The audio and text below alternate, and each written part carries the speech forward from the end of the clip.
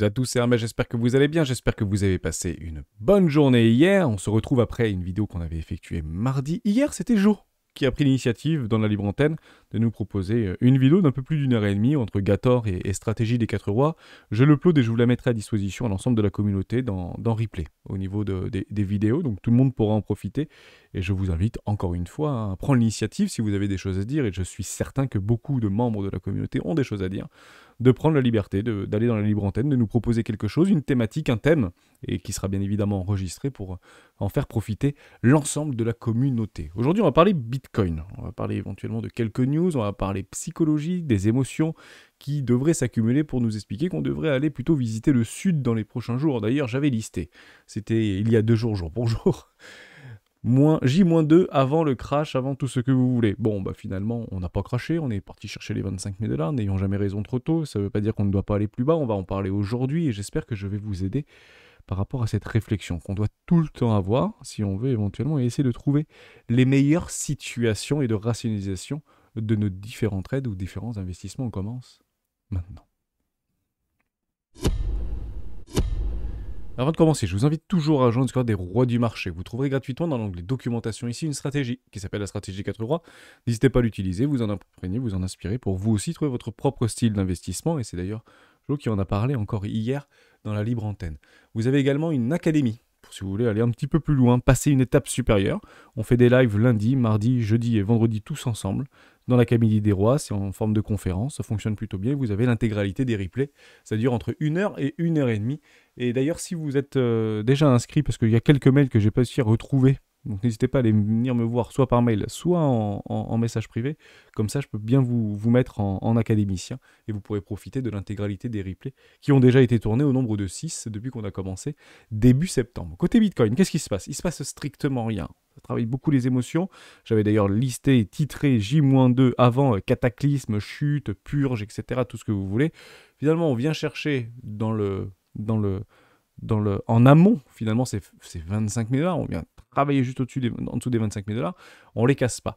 C'est toujours la même chose. Si on veut casser en fait des supports qui sont historiquement bien ancrés dans le paysage bitcoiner, bah, il faut vraiment des news.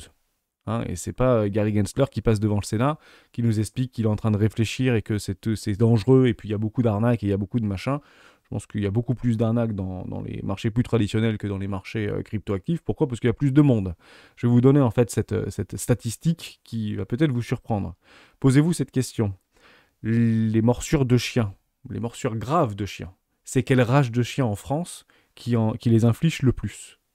Naturellement, on va penser au pitbull, on va penser au doberman, on va penser au rottweiler, on va penser à tout ça. Des chiens catégorisés, si vous voulez. En fait, c'est faux.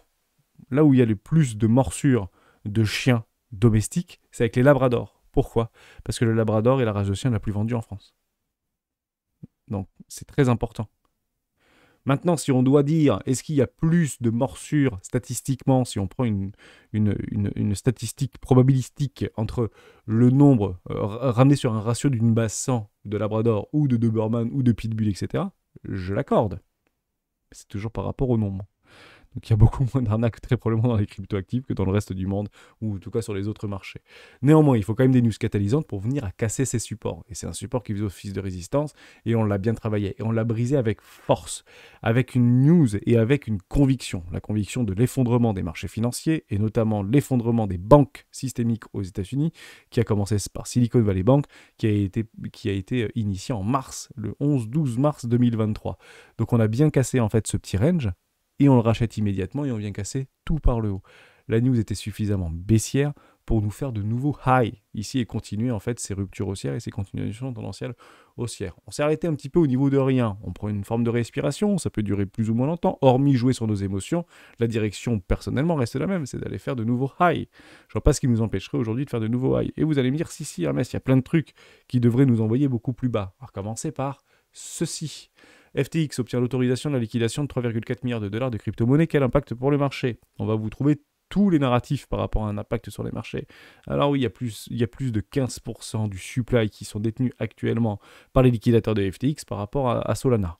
Ok, Ils ont plein de tokens, ils ont des millions de dollars, voire des milliards de dollars de tokens, et qui vont tout doucement, 100 millions de dollars par semaine, il serait dit dans les couloirs que ce serait à peu près ces niveaux-là, ou peut-être OTC, ou peut-être toute autre chose, et qui ne se permettrait pas pour pouvoir conserver la qualité des remboursements pour les détenteurs et les utilisateurs. Il est bien convenu de bon sens, ils ne vont pas tout vomir sur le market pour pouvoir les vendre au marché. Enfin, ce serait pas du tout logique. Donc je pense que ça va se faire de façon extrêmement naturelle, et on a l'impression que le fil du marché crypto tient sur une décision. Non, c'est bien plus que ça. Les mouvements de capitaux sont bien plus alertes. Et ensuite, c'est toujours la même chose. Prenez une énorme pierre et jetez-le dans la mer ou jetez-le dans la rivière. Vous avez bien compris que ça allait faire un gros plouf avec une espèce de un déchirement de l'eau, et l'eau va revenir en l'air, une forme de rétroactivité, rétrocession par le haut. Généralement, les hausses sont proportionnelles à la baisse, et puis après, ça revient en fait relativement plat. Donc finalement, les agressions du marché qui pourraient en fait parfaitement se passer seront de toute manière et systématiquement considérées comme des opportunités, des décalages de prix. Et je vous rappelle aussi que les décalages de prix et les manipulations de marché se font toujours dans le déni. Déni. Ça ne se fait pas parce qu'on le sait. Pourquoi ? Parce que le marché l'a donc déjà pricé. Si on sait, je vais dire une bêtise, on sait pertinemment que cette date-là, il y aura un décalage de prix parce que la vente de ces tokens, etc. Le marché, en fait, l'a probablement déjà pricé. Et on sait qu'il y a beaucoup de liquidités qui se trouvent un petit peu plus bas et beaucoup d'acheteurs qui attendent d'acheter plus bas. C'est pas cette news-là la plus importante. Il y a toujours une news qui traîne depuis plusieurs mois maintenant, voire peut-être plusieurs années. Et ça va se passer le 31 octobre. Qu'est-ce que c'est ? MTGOX. MTGOX, il ne faut pas l'oublier, ça. La date limite d'enregistrement des notes a été repoussée d'un mois, etc. Et on le sait maintenant, c'est plus le 30 septembre, mais le 31 octobre. Ça, c'est la vérité. Ça, c'est quelque chose de concret. On sait que 140 000 bitcoins vont être rendus à l'ensemble de ces détenteurs depuis 2014 qui ont été bloqués par le gouvernement japonais. Ça, c'est une super news catalysante. Que vont-ils faire ? Est-ce qu'ils vont le vendre ? Est-ce qu'ils ne vont pas le vendre ? Etc. Pensez-le ou non, mais quand on aura la confirmation, généralement ces news-là doivent être déjà pricées et déjà anticipées par le marché. C'est le boulot du marché de faire ça. C'est bien évidemment en fait de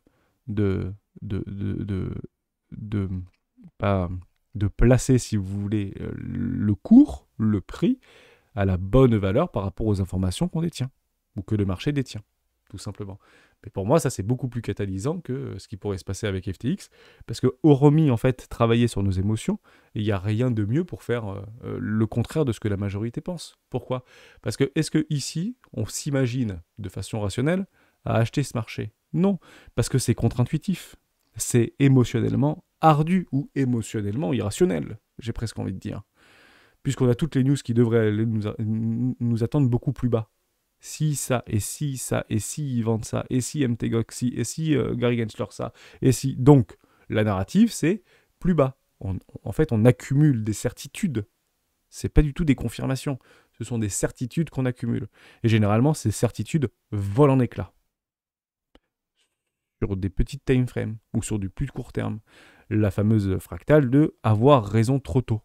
Donc je suis plutôt alerte à aller chercher un psy ou aller chercher un UTAD pour éventuellement aller chercher un petit peu plus bas.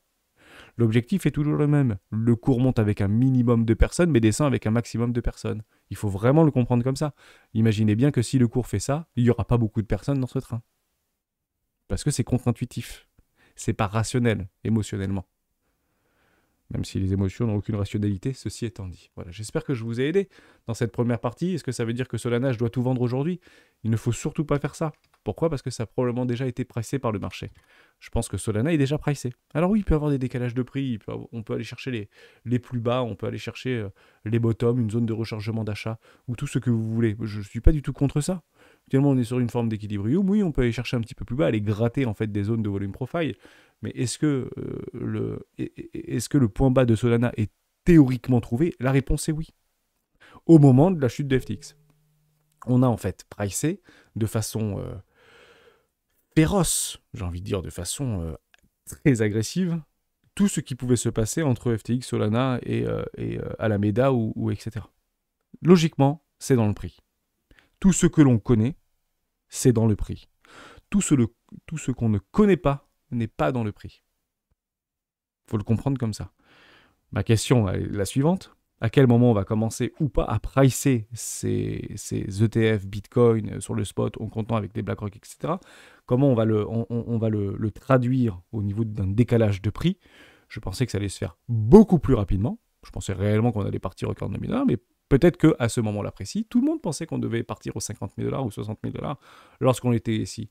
Et le marché fait généralement le contraire. Et n'ayez jamais raison trop tôt. N'ayez tout simplement jamais raison trop tôt. Toujours la même chose. Vous comprenez un petit peu cette histoire-là. Le marché a le temps. Mais les échéances arriveront, quoi qu'il arrive. La vraie question à se poser, avant de commencer d'autres news, je pense que c'est important d'en parler ensemble. Posez-vous cette question. C'est un bel exercice qu'on peut faire ici ensemble. Je vais juste tout couper ici. Voilà. Et je vais rester en... Vous allez regarder tout ce que vous avez investi à un moment donné T.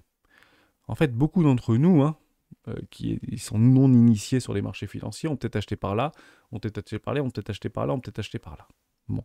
Il faut se poser la question, c'est en fonction de votre prix actuellement, si on revenait avec Bitcoin sur ce niveau de valorisation, est-ce que votre portefeuille serait en positif ou en négatif? Est-ce que vous avez joué des plays? Est-ce que vous avez joué des longues? Est-ce que vous êtes initié au margin? Est-ce que vous avez fait des futurs?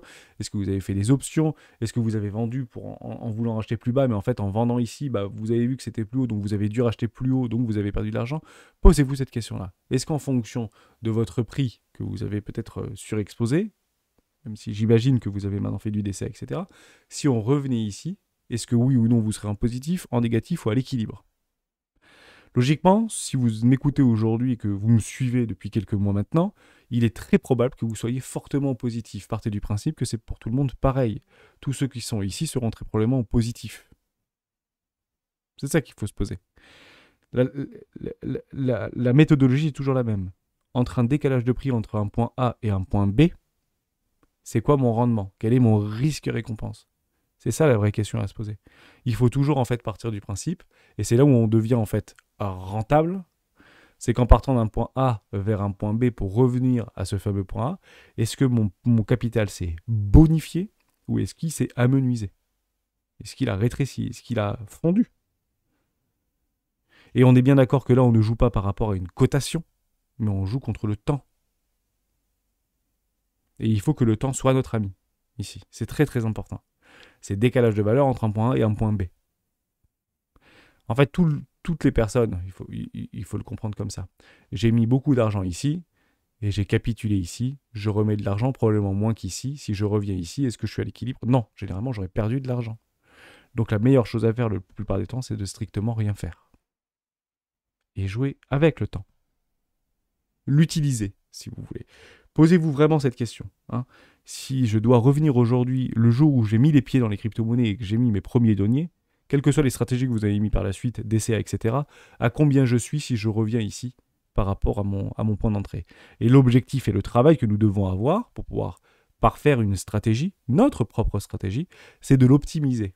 En somme, sur le premier coup, j'ai fait x2, peut-être que le deuxième coup, je ferai x3, ou peut-être que le troisième coup, je ferai x4. C'est exactement la même chose si on doit faire un truc comme ça. Tout pareil. Entre revenir à l'équilibre, si on doit revenir à l'équilibre, est-ce que oui ou non, j'ai un décalage de valeur ou un décalage de capital à la hausse, bonifié, en dégageant un rendement, tout en maîtrisant mon risque management. Je pense que c'est le plus important, parce qu'on se retrouve dans une situation qui est toujours la même.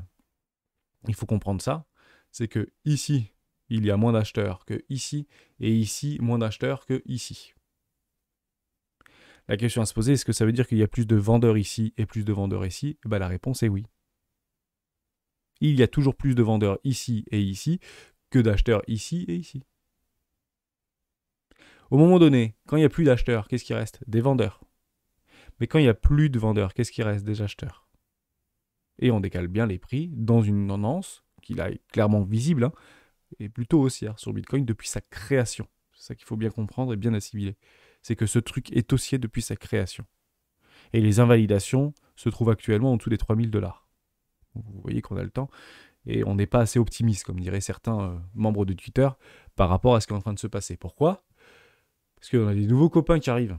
Il y a des nouveaux copains, je sais plus. Voilà. Allez, ETF Bitcoin et Ether, deux géants américains rentrent dans la course. Maintenant, c'est plus ETF Bitcoin, c'est ETF Bitcoin et Ether. Comprenez-le comme ça aussi, hein. C'est des choses qui sont en train de se passer de façon un petit peu, comment on dit ça, subliminale, pour dire qu'on commence à en fait intégrer Ether dans ces idées d'ETF, puisque ARK Invest a déposé aussi une demande d'ETF au comptant auprès de la SEC. C'est pas des petits acteurs, hein, c'est plus de 3 000 milliards de dollars, hein, par rapport à ces deux acteurs-là. Tout le monde va s'y mettre. C'est juste formidable. Mais on ne voit pas le cours réagir. Oui, mais c'est pas parce qu'on ne voit pas le cours réagir par rapport à ces news-là qu'on doit nécessairement aussi voir le cours ne pas réagir par rapport à FTX ou par rapport à MTGOX ou par rapport à tout ça. Une forme de consensus entre des boules et des bears. Ce qui est plutôt rassurant, c'est qu'il y a encore des vendeurs sur ce marché. Sur des momentum et sur des zones qui clairement n'est pas vendable. C'est complètement irrationnel de vendre ces zones-là. Mais ça ne veut pas dire que c'est pas possible. Mais la plupart des gens qui vont vendre ici, c'est probablement pour acheter moins cher. Et l'objectif du marché est toujours le même, nous faire acheter plus cher. Hein, je ne dis pas que ça ne va pas aller plus bas et que ça doit nécessairement aller plus haut. Mais je vous dis juste que s'il y a beaucoup de personnes qui veulent acheter là, on nous obligera... Pardon, j'arrive plus à voir mon truc. Ça marche plus au niveau de mon passant. Bon, c'est pas très très grave. On nous obligera à acheter plus cher. C'est exactement la même chose qu'ici. Ici, on était beaucoup, en fait, on était relativement nombreux à attendre plus bas, vers les 12 000 $, des trous dans le volume profile, etc. Et on nous a potentiellement obligés à acheter un peu plus cher. Encore, en tout cas aujourd'hui, si on doit acheter aujourd'hui, c'est clairement qu'on a acheté plus cher que par rapport à ce qu'il était. C'est le but du marché. Monter avec un minimum de personnes et descendre avec un maximum de personnes. On fait quelques petites news qui sont extrêmement intéressantes. Elles sont juste ici. Hop, je le reprends ici. Bitcoin, il paye plus de 500 000 $ de frais pour une transaction à 2 000 $ ou 1 900 $. Bon, on ne savait pas qui c'était. Après, on a compris que c'était potentiellement PayPal. Et finalement, PayPal a dit que c'était pas PayPal et que c'est en fait Paxos qui avait fait, en fait, suite à une petite erreur, une transaction pour 500 000 $ de frais. Bug informatique, bug humain, tout ce que vous voulez. Ça va très vite, en fait, les news. Est-ce qu'il y a eu un impact ou pas sur le cours? Non. Le seul impact, il est psychologique par rapport au retail. Parce qu'en fait, ce truc-là, vous voyez, ça passe dans Capital. Ça passe dans des trucs qui... C'est généralement le type de news qui sort dans les médias plutôt traditionnels. C'est typiquement ce type de news-là qui va sortir. Et ça fait peur un peu. Ça donne pas envie, en fait, d'y aller. Donc, on est bien dans cette phase un peu de dépression ou d'empêcher les gens de venir sur ce marché. Et c'est très finement joué. Honnêtement, c'est presque algorithmique et automatique. Je pense qu'il ne s'est même pas fait exprès, parce que ce genre de news, en fait, c'est les seuls trucs qui arrivent à décanter sur les médias plutôt mainstream pour en fait empêcher le retail de venir. Et en fait, c'est pour ça que c'est très drôle, parce que si vous avez des copains, des frères, de la famille, à chaque fois qu'ils vous posent une question, c'est pas pour dire « Wow, Bitcoin, il a pris 200%.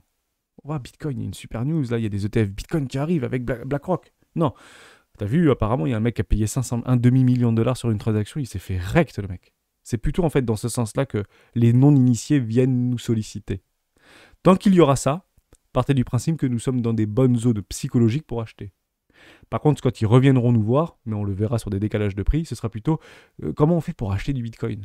Alors que la même personne, il y a 6 mois ou 1 an en arrière, vous avez dit oula, tu devrais te sortir de là parce qu'il y a des mecs qui payent 500 000 $, c'est pas prêt ton truc, quoi. Vous comprenez, et ce n'est jamais différent. Et Paxos l'avait confirmé, c'est juste formidable. Je vous donne 2 petites news, comme ça, et je finirai juste sur une idée qui peut être intéressante. C'est ça. Immobilier, le nombre de locataires qui ne payent pas leur loyer s'envole. On est passé à 1 locataire sur 4 qui n'arrive plus à payer son loyer en temps et en heure. Alors, il faut savoir aussi que dans beaucoup comment on dit ça, les loyers, comment ça s'appelle? Pas sociaux, mais les trucs subventionnés qui sont financés par des banques, etc., des gros groupements bancaires. En fait, vous commencez à payer votre loyer le 25 du mois, ou le 20 du mois, ou le 26 du mois. Sauf qu'en fait, vous ne commencez pas à donner un chèque le premier mois. En fait, vous avez un décalage, vous dites non, vous pouvez rentrer dans votre appartement, vous faites votre déménagement, votre premier loyer tombera le 25. Donc en fait, le premier mois, vous avez 25 jours de décalage, donc vous êtes plutôt content. Mais en fait, le mois d'après, il faut que vous payiez le 25. Et c'est pour ça que vous avez des fois des décalages. Néanmoins, même si je vous dis ça, ça reste quand même assez dramatique, puisque les gens n'arrivent pas réellement à payer leur loyer tout de suite. Ça veut dire quoi en fait ça, au J1? C'est très représentatif. Ça veut juste dire qu'il y a un Français sur 4 qui n'a pas un mois de salaire devant lui. C'est ça qu'il faut comprendre. Ils n'ont pas un mois de salaire devant eux. Parce que sinon, ça passerait. Sinon, ils pourraient payer finalement ça. Vous mettez 2000 euros d'avance, et puis vous savez que le 26 du mois, le 27 du mois, vous savez qu'il y a le loyer qui passe en fait en prélèvement, si vous voulez, ou en virement. Je ne sais pas si vous avez. On peut imaginer des virements automatiques. Et là, en fait, ce qu'on comprend, c'est que 25% des personnes n'ont pas un salaire ou deux salaires devant eux. Il faut savoir qu'aux États-Unis, c'est 1 sur 2. Mais c'est en croissance. Et c'est ça, en fait, qui est assez dramatique. Parce que qui c'est qui veut nous acheter nos magnifiques iPhone 15 qui n'a strictement pas changé, bien évidemment. Hein, et franchement, là, ils n'ont même pas fait un effort sur la caméra, sous l'écran, etc. C'est le même, en fait. Mais oui, même prix, voire peut-être un peu moins cher. Évidemment. Hein, c'est toujours la même chose. Posez-vous la question, quand vous achetez une 206, et que vous achetez, en fait, après une 206 Plus, elle est moins chère que la 207. Bon, bah voilà. Je compare l'iPhone 15 à une 206 Plus, pour être tout à fait honnête avec vous. Donc, je trouve ça... pour moi, c'est un peu décevant. J'aurais vraiment voulu qu'ils fassent... avec leur génie et leur talent, quelque chose un petit peu différent qui casse un petit peu au niveau de ces designs-là, parce qu'on va finir par s'ennuyer. Je finis juste par cette note-là, c'est très gratuit ce que je viens de dire sur Apple, mais je trouve ça un peu dommage par rapport à leur génie du design, à casser les codes, à prendre des risques, etc.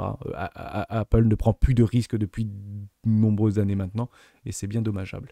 Le seul risque qu'ils prennent, c'est sur potentiellement le VR, et je pense que c'est beaucoup trop tôt.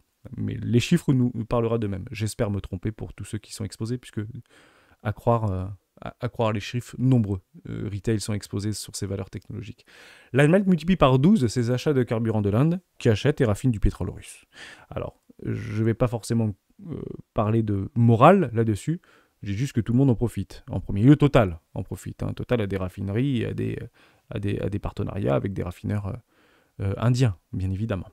Il faut juste comprendre que c'est jamais différent. Voilà, la seule différence, c'est que on achète une forme de... Comment on pourrait dire ça?